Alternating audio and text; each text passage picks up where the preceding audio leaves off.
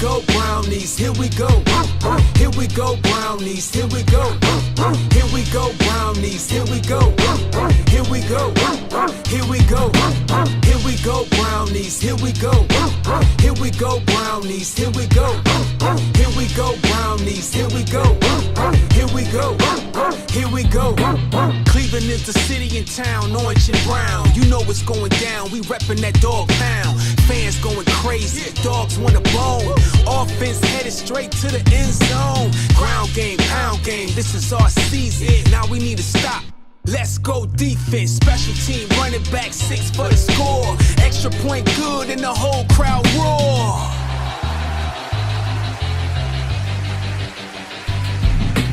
Here we go brownies, here we go. Here we go brownies, here we go. Here we go brownies, here we go. Here we go. Here we go. Good afternoon, everybody, East, West, North, South, worldwide, and welcome to All About Sports 216 Cleveland Browns pregame show. This is your, disappear a little bit. Okay, this is your man Keith Allen on this cloudy, soggy-looking Sunday afternoon. Here as I'm here to do the pregame analysis of the Cleveland Browns versus the Baltimore Ravens. Been a long time no see, last couple weeks. Glad to be back. But let me get to a few in particulars before I get started and everything. Good afternoon, everybody. First off, oh, that ain't it. First off, the chat lines are open. Feel free to holler at a brother. The chat lines are open. I gotta dim this light some and everything. I'm a little bright. Uh-oh. There we go. The chat lines are open. Feel free to holler at a brother. The chat lines are open. Feel free to holler at me. The Cleveland Browns today, this afternoon, matter of fact, later on this afternoon, take on the Baltimore Ravens. Cleveland Browns, Baltimore Ravens are 4-5. They done won the last 3 in a row since Lamar Jackson's been back. Well, they actually won game with Tyler Huntley at quarterback. But since Lamar's been back, Baltimore has been smooth sailing and getting themselves back into the AFC North race. The Cleveland Browns, as we all know, are 2-7 after losing last week to the New York Jets, to where, let's just say, the special teams were just an abject failure, a total failure. Allowed a kickoff return for a touchdown, then after a 3-and-out, allowed a punt return for a touchdown. In a game where the Browns really had the Jets' offense literally in check. Justin Fields threw for 62 yards.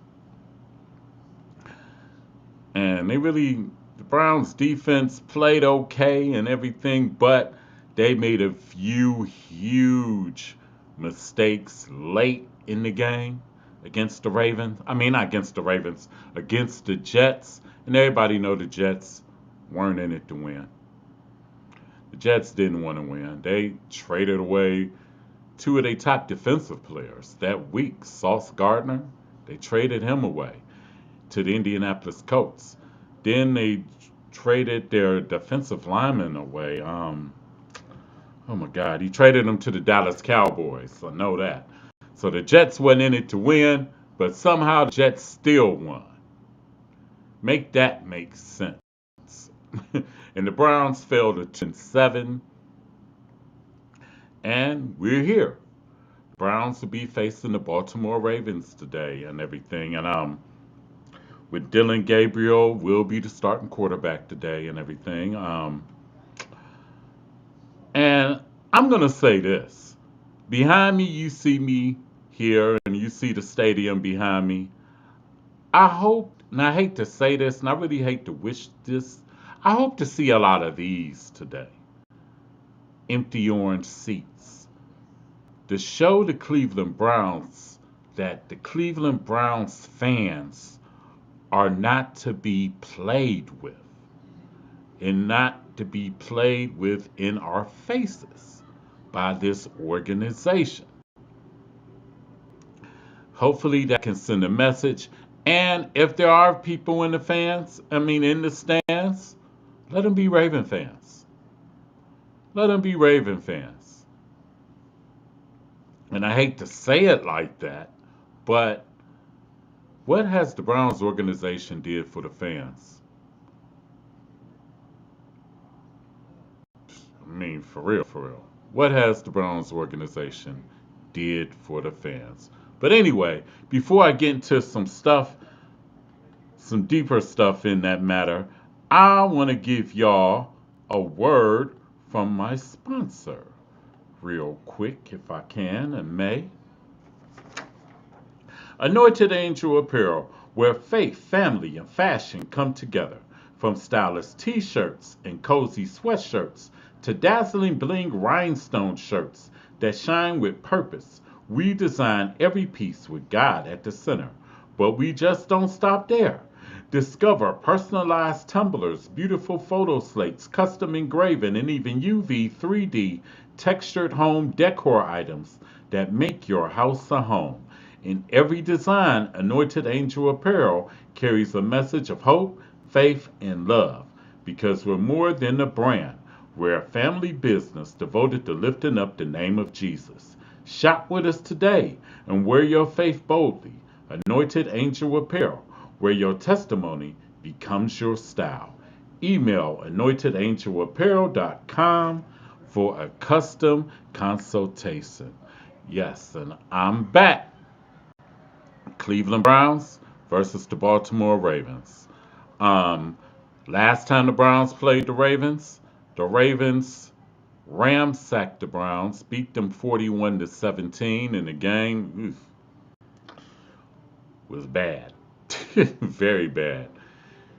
You had special teams miscues, turnovers all over the place, and it just wasted actually a decent effort by the Browns defense in that game. But when you keep putting them in short fields and then the special teams was just a disaster, which the special teams this year has been a disaster. They've allowed a block,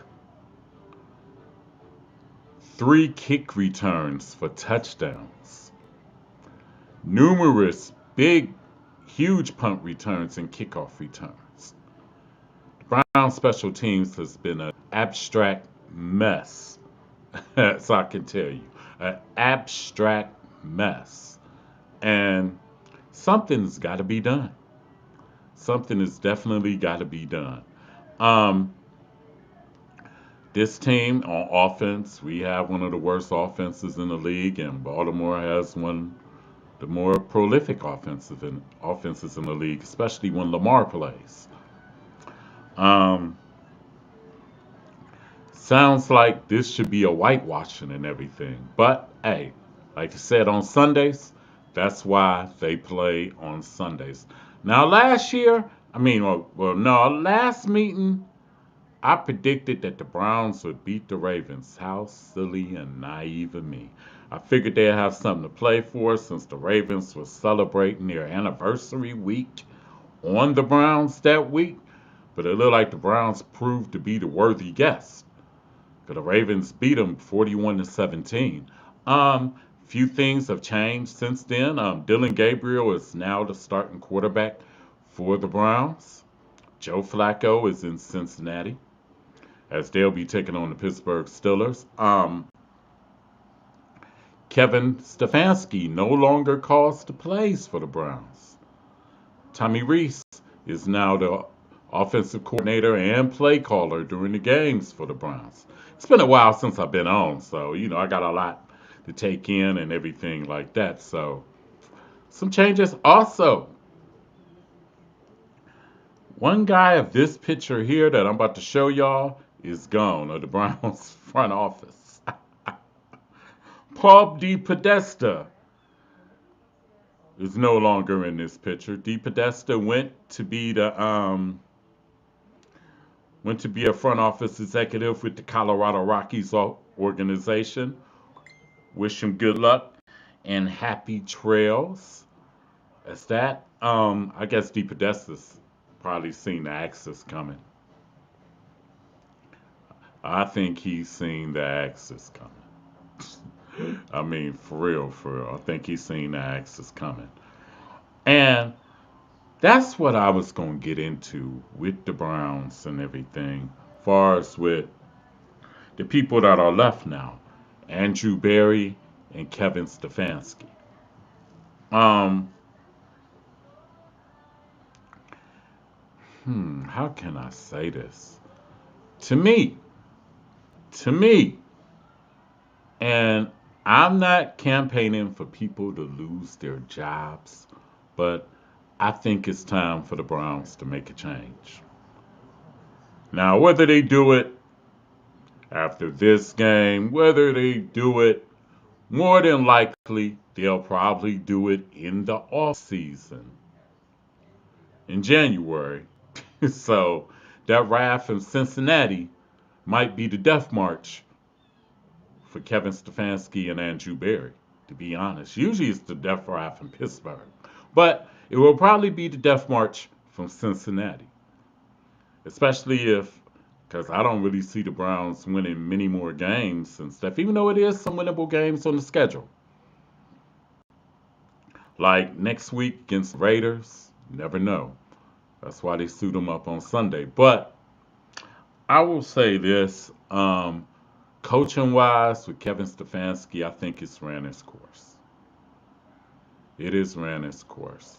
Um, Stefanski, and not saying he could flourish somewhere else, but if he does not learn how to adjust and adapt,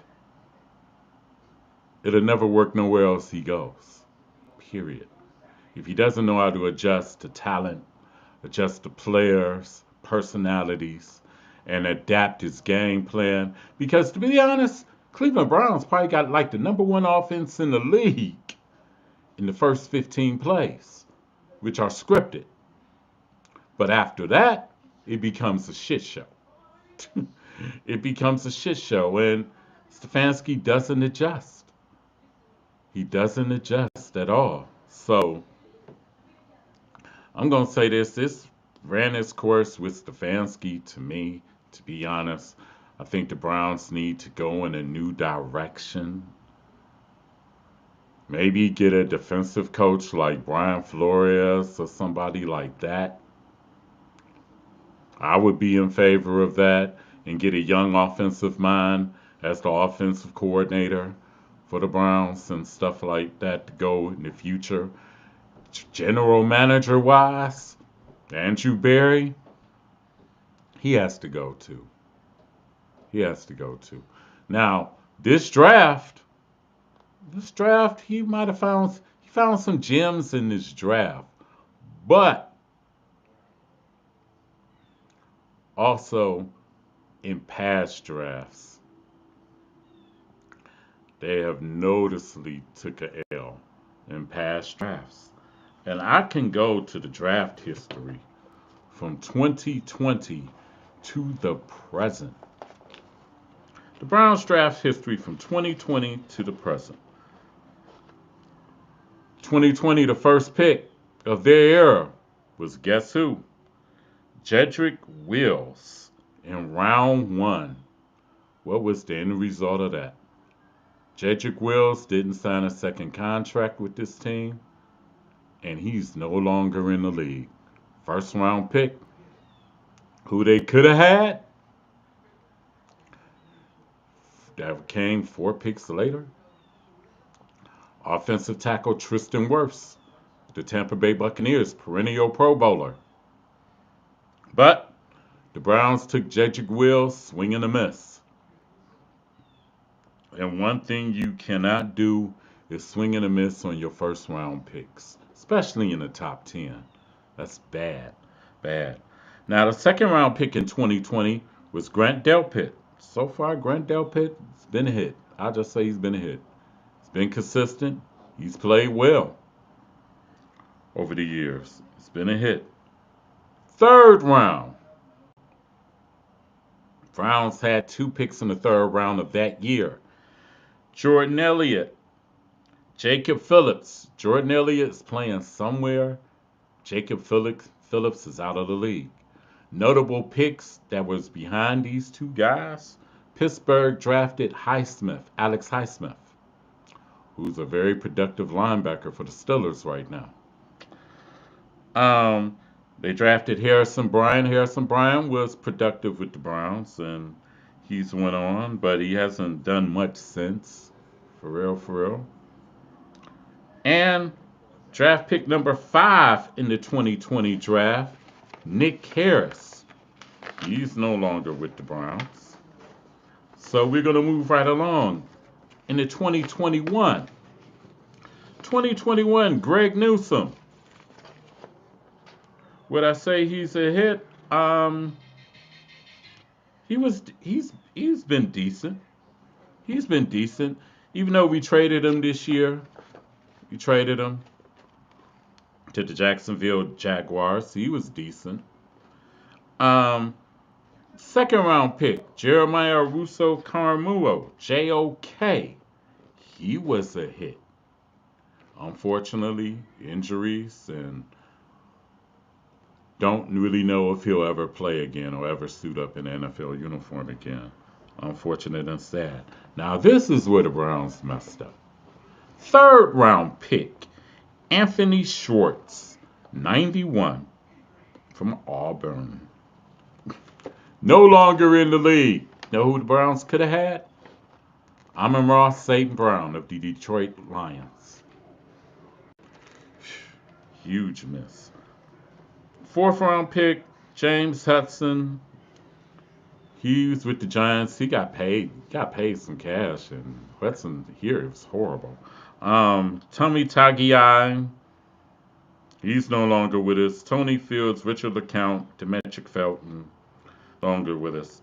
Let's move to 2022, where the Browns traded away their first round pick for Deshaun Watson. And they traded a second round pick, if I'm not mistaken. 2020. Let's see, 2022. Well, I know they traded a second round pick, but yeah, they traded a second round pick to Houston as well. So let's go to 2022. Martin Emerson, pretty decent. Unfortunately, right now he suffered an Achilles tear, but for the first couple years he was a hit. Alex Wright, coming into his own. So far, decent. So far.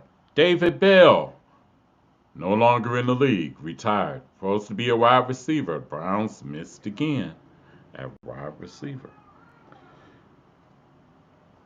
Fourth round, you got Perion Winfrey. He's no longer in the league. Cade York. You never draft a kicker. You never draft a kicker. They're like a dime a dozen. You can get kickers anywhere. Jerome Ford in the fifth round is still with the Browns. Michael Woods, he just got signed to somebody's practice squad. And the great Donovan Peoples-Jones was of the 2020 draft. I'll take that back. Then they had Isaiah Thomas, edge rusher, Deshaun Deaton Dawson, no longer, no. But we go to 2023. We traded a second round pick for the great Elijah Moore, which didn't work. So third round pick, Cedric Tillman. Mixed results, often injured. I doubt if he sees a second contract with this team. I very much doubt it. Siaka Ika, third round pick. I don't even think he's in the league anymore. DeJuan Jones in the 4th round. It did get DeJuan Jones. DeJuan Jones, often injured, very unreliable, nice kid and everything, got the talent, but I don't know if he's going to be able to sustain a career because he's often injured. Um, Isaiah McGuire, he's pretty decent. He's shown strides with the Browns, promising.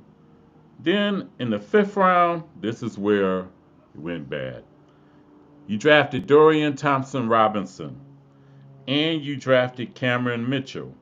You know who the Browns could have had that was drafted 177 in that same draft? And we need receivers? Puka Nacua went to the Rams in that draft. But we drafted Dorian Thompson Robinson and Cameron Mitchell, who are both right now out of the league. Cameron Mitchell may be signed to somebody's practice squad, but I know Dorian Thompson Robinson is out of the league. 2024. Mike Hall Jr., who has yet to play yet this season. Don't know when he's going to play or if he's going to play this year.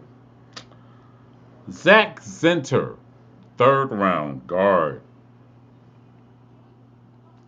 He doesn't even suit up for the games. 3rd rounder, doesn't even suit up. Shamari Thrash in the 5th round. I would like to see more of, actually. You know, it's like he catches the ball. Nathaniel Watson got Miles Harden. He plays in the secondary for the Browns. He was a 7th round pick. And in this year's draft, so far so good on the returns and everything. And I'm gonna tell you this: you know who may save Andrew Berry's job? To be honest, it's the 5th round pick of this year's draft, Shedeur Sanders. If Shedeur comes out and shows promise, and balls decently, he could be the person who saves Andrew Berry's job. Because I'm going to be honest, this year's draft, Andrew Berry hit. Because I could say right now, Schwessinger is a hit if he can stay healthy. Quinshon Judkins is a hit if he can stay healthy. Harold Fannin is a hit if he can stay healthy. Dylan Sampson could be promising. Mason Graham is promising. It's promising, even though when you draft a defensive tackle that high up, I'm kind of expecting Warren Sapp type stuff and Aaron Donald type results when you draft a DT that high, defensive tackle. But hey, it is what it is. But where you lost me in the draft, you drafted Dylan Gabriel in the 3rd round, where that's Kevin Stefanski's guy. Kevin Stefanski's guy in the 3rd round, Dylan Gabriel. Where everybody knows, and every football prognosticator knows, that Dylan Gabriel at best was a 6th round pick, or a late 5th, 6th round pick at best. At best. But we took him in the 3rd round where we could have took another receiver. We could have took another lineman, because we have no linemen signed past this year except DeJuan Jones, and you don't know if he's going to be healthy or not. We have no linemen signed. You could have took another lineman in the 3rd round. Could have taken another receiver in the 3rd round. But you took Dylan Gabriel, and Kevin Stefanski is going to ride and die on that horse. He is going to ride and die on that horse with Dylan Gabriel. Um, and really no fault of his own. And honestly, I would like Dylan Gabriel to succeed and play well, but I just don't see it. And I haven't seen it. And it has not been no steady progression for Gabriel. His best game was his first game against the Minnesota Vikings. And since then, it's just, it's like the Titanic, like a sinking ship with Dylan Gabriel. Like last week against the Jets, he made some pretty decent throws, but he made some throws and you was like, who was you throwing to, kid? I mean, for real. Who are you throwing to? Throwing balls in the ground, basically, and stuff. And, I mean, taking sacks on fourth down.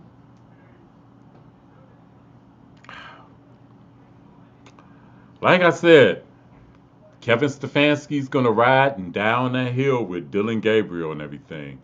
And honestly, like I told people, as far as the Shador time and everything, Shador time is coming sooner than later. Trust and believe. But really, would I really want Shador to play in this mess that is the Cleveland Browns offense to be real? Probably not, because it's not a conducive situation for Shador. Won't be a conducive situation. You ain't got no receivers. They ain't getting open or nothing like that. You do got solid tight ends. You got Njoku and you got Fannin. You got a solid running back. Offensive line, ooh. Offensive line is bad work. But Shador didn't have too much of offensive line in Colorado. And Shador is 6'2", opposed to Dylan Gabriel being 5'9". But, like I said, Kevin Stefanski's going to ride and down that hill. And I'm going to tell you like this. If the stadium is like what's in back of me tonight, this evening, this afternoon, and if it's just full of Ravens fans, and the Ravens get to rolling, and the few Browns fans that are there, get to start, it can get ugly real quick. Because if the Ravens get to rolling, and Dylan Gabriel is looking like the Dylan Gabriel of the last 4 weeks,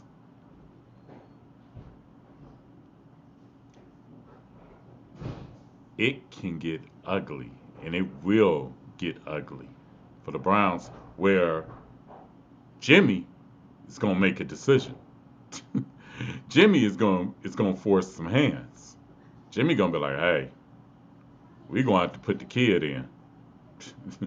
We're going to have to put the kid in. Because one thing Jimmy understands is empty orange seats. And with empty orange seats, there is no cash flow coming in. Especially now that he has a new stadium that's going to be built. Empty orange seats will not help the cause. Empty orange seats, and especially empty orange seats with a bunch of Ravens fans cheering, and the few Browns fans that might be there this evening chanting for Shador, especially if Dylan Gabriel stinks it up. So, all I'm going to say is this. Kevin Stefanski is going to live and die on that Dylan Gabriel hill. And that's okay. You haven't heard me say nothing. I'm not complaining. I remember a couple weeks back when I said Stefanski needed to go.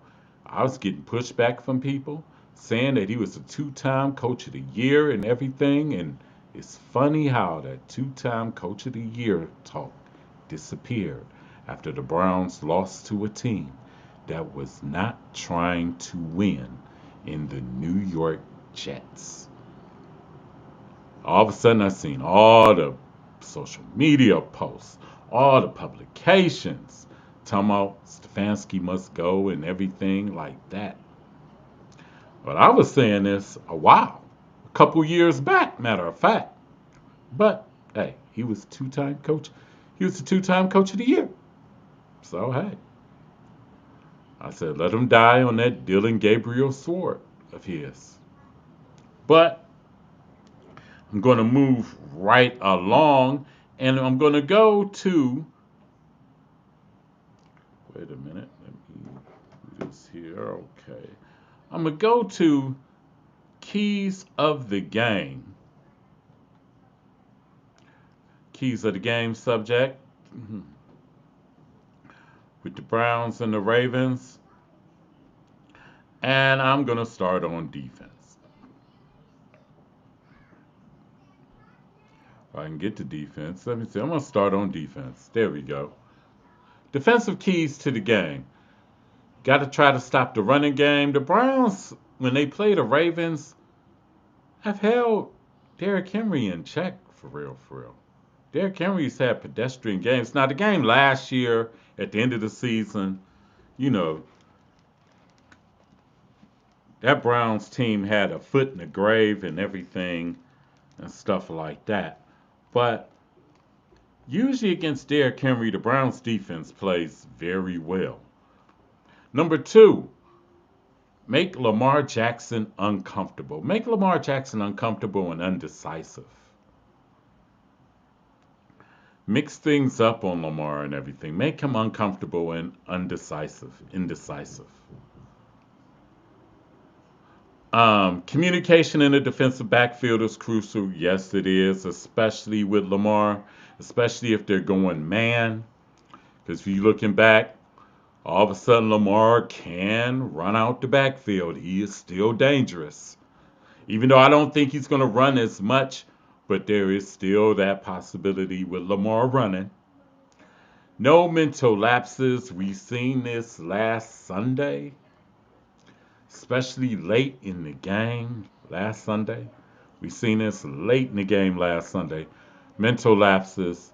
You had a holding penalty on Devin Bush on a 3rd and 16 where the Jets weren't throwing the ball. Then Cameron Thomas jumps offside on a 4th and 5 where everybody knows that the Jets weren't going to snap the ball. No mental lapses, defense. No mental lapses. And force some turnovers. They forced a turnover last week against the Jets. If you look at the stat line in that game, you would have thought the Browns would have won decisively. Decisively. But such is not the case. Now I'm going to go to the offensive side of the ball. Offensive keys to the game. Browns got to establish Juckins in the running game. The Ravens are not as strong against the run, even though the Ravens defense has played better. 2, more vertical downfield passing. Dylan Gabriel got to show that he could throw the ball past 5 yards. Because if not, Roquan Smith is going to have a field day. He's going to have a field day again like he did in game 1. Try to cut down on the middle mistakes, which means no pre-snap penalties or whatnot. No lining up offsides and stuff like that. Pre-snap penalties. No turnovers. The Browns didn't turn the ball over yesterday. Last week against the Jets. They didn't turn the ball over and somehow still lose. 5, get Jared Jeudy as many touches as possible. You got to get your main wide receiver in the game. True enough, Jeudy has dropped passes, yeah. But you got to get him involved in the game early and often to keep his head in the game so he doesn't check out. And they did a good job of getting him involved in the game last week. Shout out to Tommy Rees, their offensive coordinator, for getting Jeudy involved. And hopefully much is the same today, but key is, can Dylan Gabriel get Jeudy the ball? That's the key. Can Dylan Gabriel get Jeudy the ball, especially in passes past 5 yards? Can he get Jeudy the ball? And last but not least, and this ain't on offensive or defensive keys to the game, the special teams got to hold their own. besides our two kickers, besides Bjorkes and Schmidt, other than that, the special team stunk last week. Stunk. Had a bad stench in the air where Raven Trone and the special teams unit should have walked home from New York, to be honest. Special teams have definitely got to get it together because, hey, you had a couple of special teams gaffes against Baltimore in the first game. And those two gaffes last week against the Jets, crucial, crucial, backbreaking. One after a 95-yard scoring drive. Then after a 3-and-out, you allow a punt return for a touchdown. Within a few minutes of each other. Special teams got to get it together. They have to get it together. Because like I said, but I think the whole staff going to be gone after, this year anyway. But special teams got to get it together and stuff. Far as for the Browns and everything, let me see if let me go in here and see the inactives by chance. Browns inactives today. Cleveland Browns inactives to the game. For example, some players that are inactive to the game. Oh. Well, you know what? The Browns are not going to list their inactives till about 2-3 o'clock, so I can't even get it right now and everything and stuff. But I will say the Browns injury update today. Denzel Ward got removed from the injury report. Um,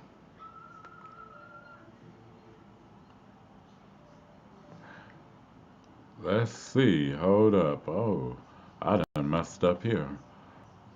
Let's see from Yahoo Sports. Courtesy Yahoo Sports. Alex Wright, defensive end, is out for the Ravens game. Defensive tackle Malik Collins is questionable. That's huge. Because Alex Wright be putting in that work. And so do Malik Collins is questionable. Denzel Ward was originally on the injury report. He's not out now. He will be playing. He has no injury designation. Wright suffered a quad injury during the loss to the Jets. And he's third on the team with 3 sacks. And Malik Collins is second on the team with 4 sacks. So that's huge. If no Malik Collins, no Alex Wright, ooh, that's going to be ugly. It's going to be real ugly. But we're going to get to the section of the show where I do and that I love is the quick pick section. As you see, last week I had a bye week. In fact, I had 2 bye weeks. Last week, I didn't even want to discuss the game last week. It was against the Jets, and it was a bye week and everything, and I was going through some changes and some different things and stuff like that because I got this new treatment, and I'm doing these home care treatments and stuff like that. So I was trying to get that together and things, but last week was a bomb overall. I'm 28-22 and 1.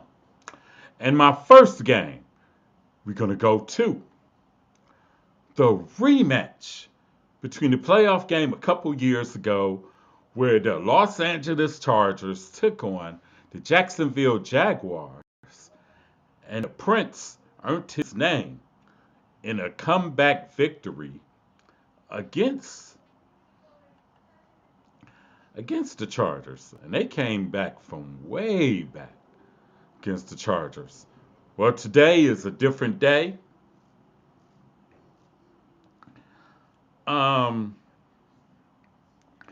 Trevor Lawrence is pretty inconsistent at best. He's very inconsistent. Even though Jacksonville is at home, Give me the Chargers.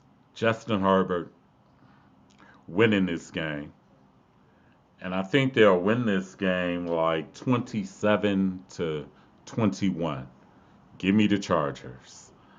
Um, the next pick going on after that will be a showdown in Mile High. The Kansas City Chiefs at 5-4 visit the Denver Broncos at 8-2.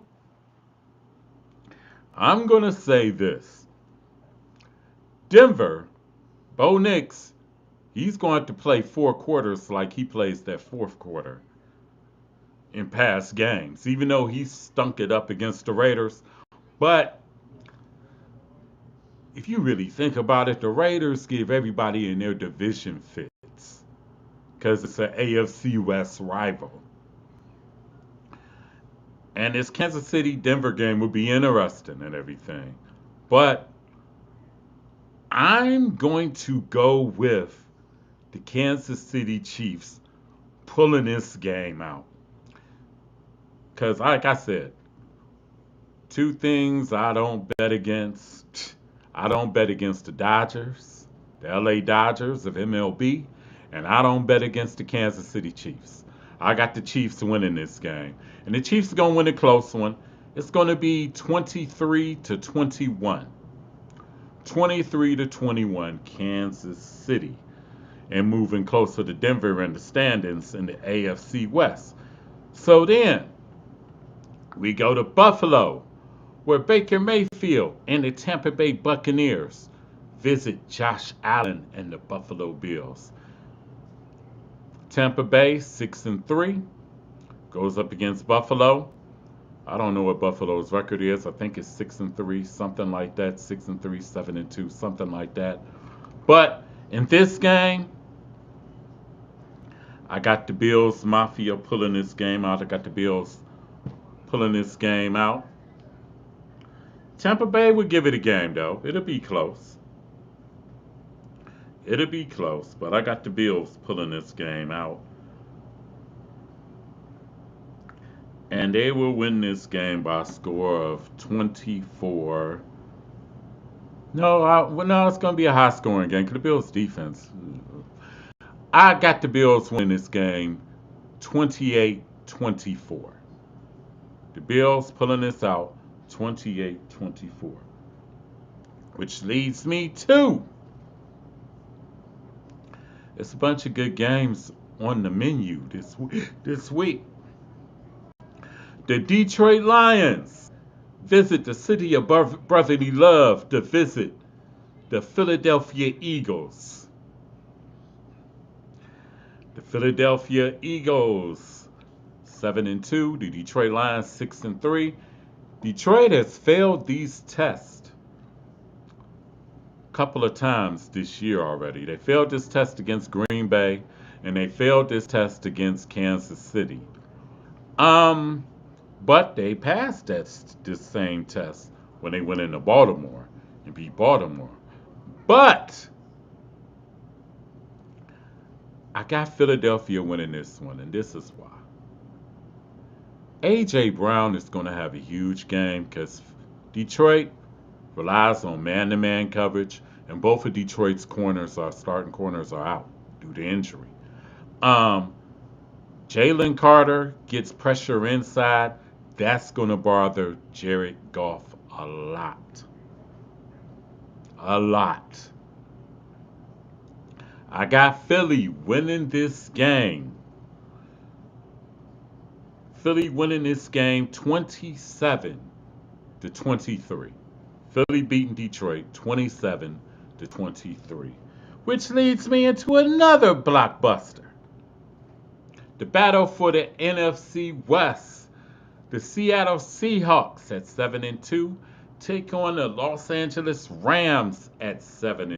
You know, it's crazy. I predicted Seattle to win the division. I think I did. But I predicted the Rams to be tough too as well, as long as Matt Stafford is healthy. This is going to be a good game. It's going to be a barn burner. It's going to probably be the best game of the night, of the day. Seattle, young team. Rams, besides Stafford and Devontae Adams, really a young team, young football team. Two good football teams, young football teams that are going nowhere. Nowhere in the NFC no time soon. And if either of these teams wind up in the Super Bowl, I wouldn't be shocked. But today, gotta pick a winner. I'm going with the Rams. I'm going with the Rams. Seattle turns the ball over a lot on offense, and I think that would be to their detriment today. So I got the Rams winning this game, and it'll be a close one. I got them winning this game 27 to 24. And I think it'll probably be a late field goal to win it for the Rams against the Seahawks. Then, last but not least, the Cleveland Browns and the Baltimore Ravens. Baltimore Ravens 4-5, then won 3 in a row. The Cleveland Browns, two different teams going in two different directions. The Baltimore Ravens are heading back to the top of the AFC North. The Cleveland Browns are cementing themselves in the bottom of the AFC North. I'm gonna say this. Normally, in past games here at the stadium, here with the Browns and the Ravens play, the games usually be close. And the Browns somehow pull in the last couple of years have pulled games out against the Ravens here. But today, I don't see it. You could fool me once, shame on you. Fool me twice, shame on me. I am not picking the Browns to win this game. Hell no. Forget that. I am not. I hope I'm wrong, but I got a feeling it's going to get ugly, and it's going to get ugly quick. Because if the Browns can't generate no offense, and Dylan Gabriel can't throw down the field, and the Ravens defense is way more opportunistic and more physical than the Jets. Way more. I'm going to say this. The Boo Birds is going to be out, and the chants for Shador are going to be loud. And you're going to hear a lot of Ravens fans cheering at this game. And you're going to see a lot of orange seats, which is going to alarm Jimmy, because like I said, Jimmy Haslam understands empty orange seats means no money. No money. And I got the Ravens winning this game, and I don't think it's going to even be close. 34 to 13. 34 to 13 Ravens. And I don't think it's going to be close. And I hate to say that. And hope to God, honestly, I hope I'm wrong about this game. Because I usually wish I'm wrong about Cleveland Browns games. Except when I predict them to win and everything. Now, last week, I probably would have predicted the Browns to win, but good Lord. They took a win out of their jaws and turned it into a loss. But I got the Ravens winning this game 34 to 13, and I don't think it'll be close. And it's going to be a very ugly sight at Cleveland Brown at Huntington Bank Field. A very ugly sight. And that's when the team is actually going to probably quit on Coach Kevin Stefanski. And the Shador era will probably be coming to an effect when they go play the Raiders next. Because Jimmy ain't playing them empty orange seats. And especially when you got a player on this team that's like one of the top jersey sellers in the league in Shador. But I got the Ravens winning this game 34 to 13. The Boo Birds are going to be out and loud.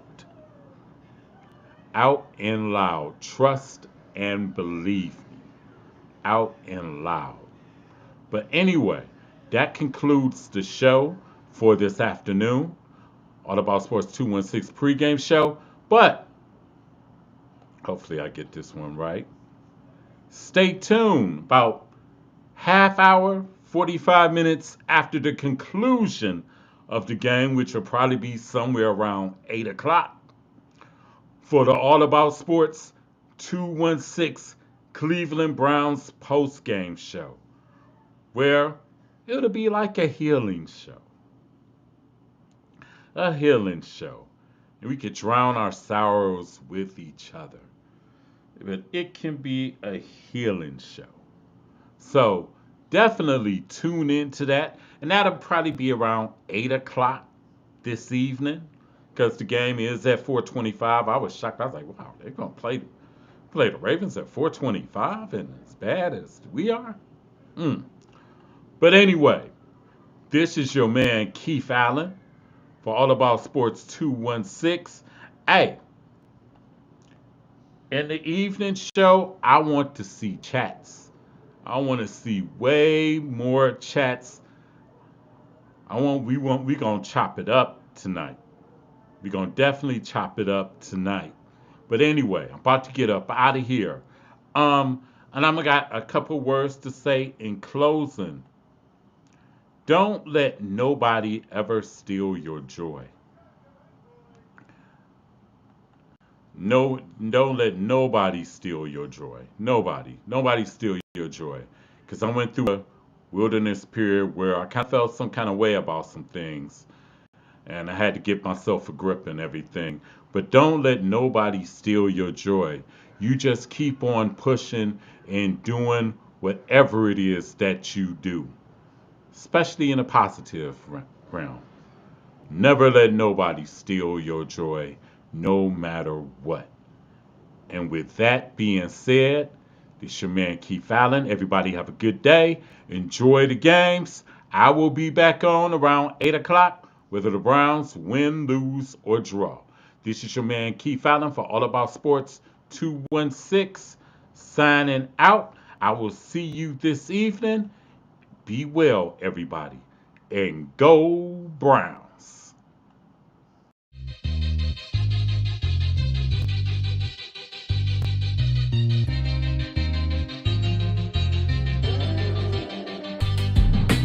Here we go, brownies, here we go. Here we go, brownies, here we go. Here we go, brownies, here we go. Here we go, here we go. Here we go, brownies, here we go. Here we go, brownies, here we go. Here we go, brownies, here we go. Here we go, here we go.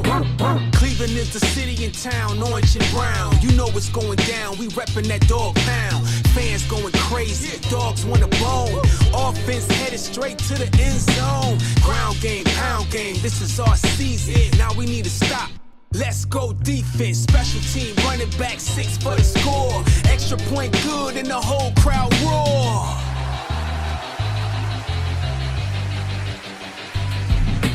Here we go, brownies, here we go. Here we go, brownies, here we go. Here we go, brownies, here we go. Here we go, here we go.